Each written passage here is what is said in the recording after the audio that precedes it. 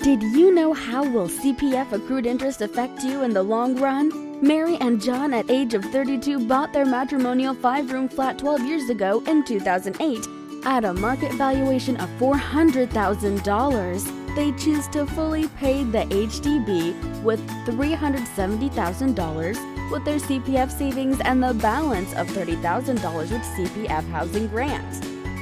12 years later, their flat was valued at $500,000. Mary and John then decided to sell their HDB, thinking they would have made a net profit of $100,000. However, they were not fully aware about the CPF accrued interest. They got a shock of their lives after selling their HDB. This was what had happened.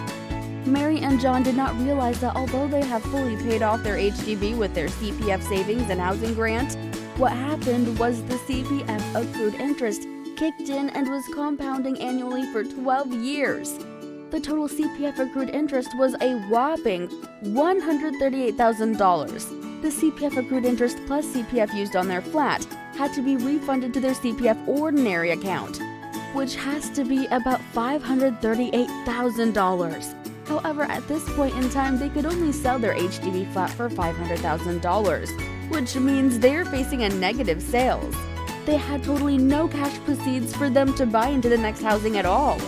So what can you do to avoid stepping into such a situation? Or if you're already in the situation, is there a solution? Contact me for a private discussion today. Let me share with you how you can avoid the above situation with a full-fledged financial plan.